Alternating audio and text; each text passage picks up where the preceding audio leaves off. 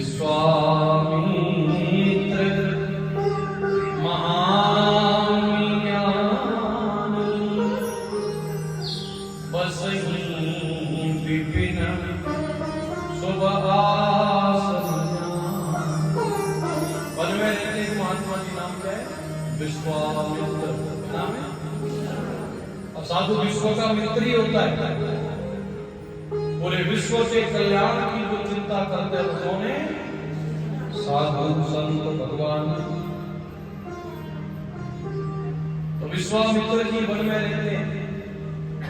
और देखो, हम आप जितने भी बैठे हैं, हम सब धर्म कर्म पुण्य कर्म तीर्थ यात्रा कहीं दान करना हो तब कर पाएंगे जब अपना मूल कर्म ठीक चल रहा हो।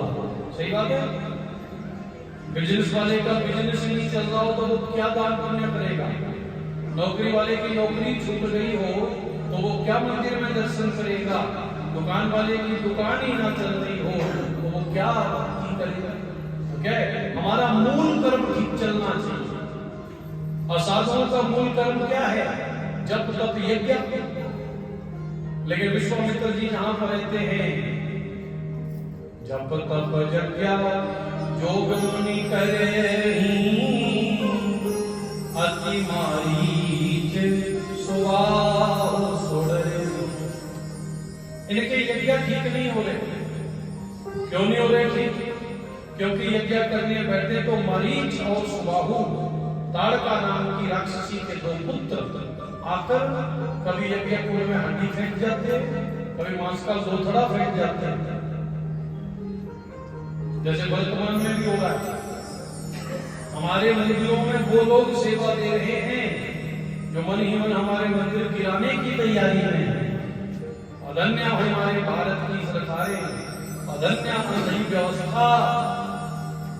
वो लोग लंगर बना रहे हैं जो बिना थोक के रोटी एक नहीं पकाते। बोलो सीताराम भगवान।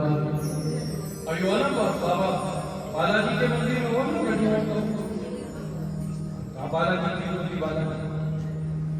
तो सोचने वाली बात है, हम इनकी दरगाह में प्रवेश नहीं कर सकते, हम इनकी किसी भी कार्यक्रम में प्रवेश नहीं कर सकते।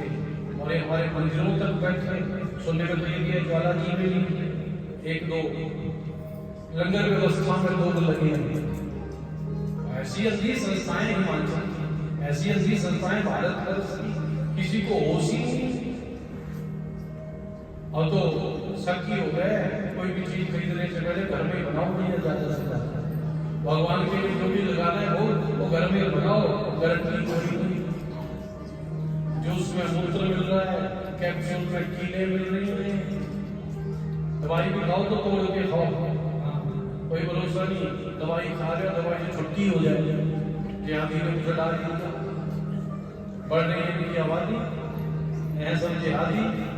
और इन सब को हम सनातनियों ने ही पनाह दी और अपने कर्म की अब सजा भोग रहे हैं। भोग जागे, जागो थोड़ा सा, माताएं जागे जरूर। सबसे ज्यादा इनका धंधा आपके माध्यम से चल रहा है, कपड़े सिलाने। मत जाओ, अपनी बहन बेटी को काम दो, गाँव का कोई दर्जी उससे सिलवा लो। हो सकता है फिटिंग उसकी ठीक ना हो, उसकी फिटिंग ठीक नहीं होगी लेकिन नियत तो ठीक है, आपके प्रति तबीयत तो ठीक है, आपके प्रति उसकी भावना तो ठीक है।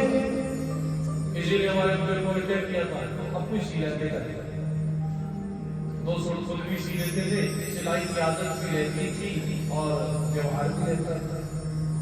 तो लड़ेंगे ना, हम लड़ाएंगे, हम तो इनको भूखा मार के भगाएंगे। बोलो सीताराम भगवान।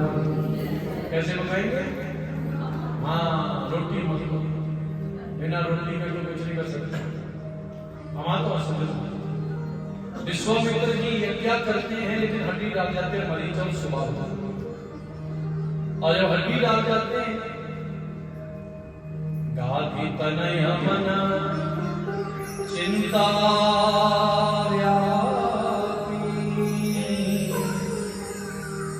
हरि बिनु मरहीना निशिचर क्या करूं? बिना भगवान के इन राक्षसों को कोई मार नहीं सकता, क्या करूं? और उसी समय किसी से पता चला, विश्वामित्र जी, जिन ब्रह्म का आप मन में ध्यान कर रहे हैं, वही ब्रह्म राजा दशरथ जी के यहाँ पुत्र बनकर पैदा हुए हैं। और विश्वामित्र जी शिष्यों से कहा, सुनो, यज्ञ का कार्य बंद रखना, आश्रम की संभाल रखना, मैं आया भगवान से मिलकर। और विश्वामित्र जी चले भगवान से मिलने के लिए, और रास्ते में राम राम राम राम राम रट रहे हैं, और यात्रा कब पूरी हो गई पता नहीं चला। ध्यान देना, भगवान का नाम सहारा है। क्या है? सहारा। जब सब कुछ तुम्हारे पास है तो सारा जहान तुम्हारा है, और कुछ पास नहीं बचेगा तो मात्र हरि नाम ही एकमात्र हमारा सहारा है। इसलिए हरि नाम विसार बंदे, हरि नाम विसार, भगवान को सदा याद रखिए। बाकी जितने भी हैं ना अपने प्यारे रिश्तेदार, सब साथ लेंगे, दिल चार, माल लगेगा कटने तो लगे कलेजा फटने, लगा ध्यान भी हटने। पिताजी कमा कमा के लाते थे तो बाबूजी होती थी, देवी जी भी हर चीज हाथ में देती थी ना। तो तुम्हारी टाई भी रखती, तुम्हारा कोट भी रख दिया, तुम्हारी शर्ट भी रख दी। अब आप जिस दिन हुए रिटायर, देवी जी बोले तो थोड़ा हाथ रसोई में बंटवा दो हमारा। बोलो औदा घटा के नहीं, घटा के नहीं भैया, सीधी सी बात है। 100 बातों की एक बात, जब तक जेब में टका है कीमती है।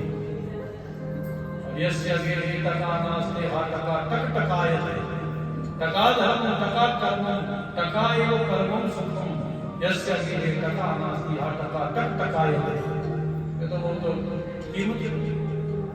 माता सुनो, विश्वामित्र जी चले राम जी से, और यात्रा कब पूरी हो गई पता ही नहीं चला, और सरयू जी के तट पर आकर पहुंचे। और राजा दशरथ जी को सूचना आ गई कि महाराज एक संत भगवान आए हैं सरयू के तट पर। तो दौड़े राजा दशरथ। ये नियम था, जो हमारे मंत्री हैं, जो क्षेत्रों को देख रहे हैं, मंडली आदि के रूप में, को कहते हैं राजा। क्या बोलते हैं? और साधुओं को कहते हैं महाराजा। क्या बोलते हैं? तो राजा भी जिनकी आज्ञा का पालन करते हैं वो है संत रूपी महाराजा। और महाराजों की ये धरती भारत, लेकिन आज महाराजों की हालत खराब कर दी सरकार ने। कोई नहीं पूछ रहा। पहले कुछ भी करना होता था तो सबसे पहले ज्ञानियों से, शास्त्रज्ञों से पूछा जाता था। अब माताओं सज्जनों, प्लानिंग करने वाले कौन है? भगवान जाने। बोलो सीताराम भगवान। माताओं सज्जनों, दौड़े राजा मुनिया मन सोना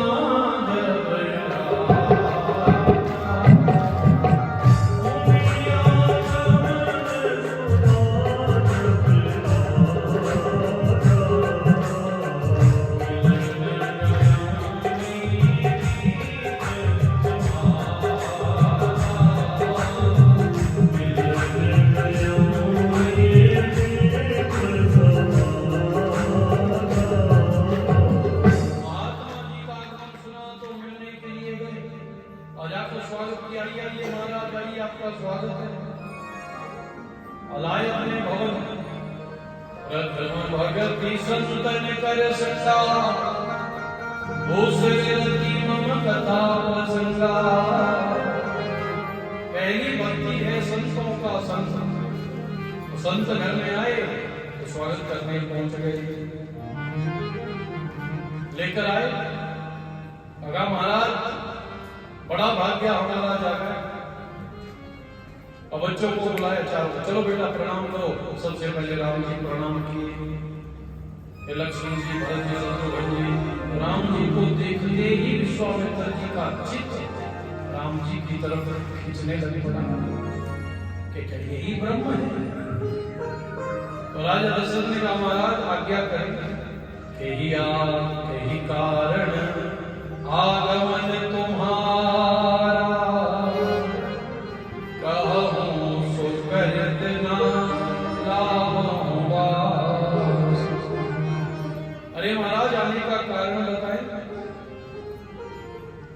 का कारण बताए। तो माता और सज्जनों, विश्वामित्र जी ने कहा, जैसे आपके और हमारे घर कोई आता है तो मतलब उससे सेवा बताओ, वो कहता है कि 2 घंटे के लिए गाड़ी मिलेगी, गाड़ी नहीं मिल सकती, बाकी जो मर्जी मांग लो। हमारे पास जब कोई आता है तो हम सब ब्रह्म ज्ञानी बनते हैं ना। बाबा तुलसी जी लिखते हैं, ब्रह्म ज्ञान में नारी नर का ही दूसरा बात, ब्रह्म ज्ञान के बिना नारी और नर दूसरी बात नहीं करते, लेकिन कब तक दूसरे के विषय में। जब आग अपने घर में लगती है तो सारा ब्रह्म ज्ञान उसी में झुलस जाता है, पानी बदलता है, फिर ब्रह्म ज्ञानी है। अब बताइए क्या सेवा करने वाला, और अभिमान भी दिखाए हुआ राजा दशरथ ने। तो आप विश्वामित्र जी ने कहा,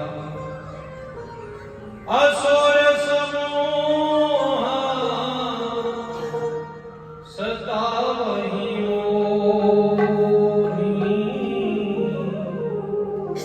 मैं याचन आया मृत्यु।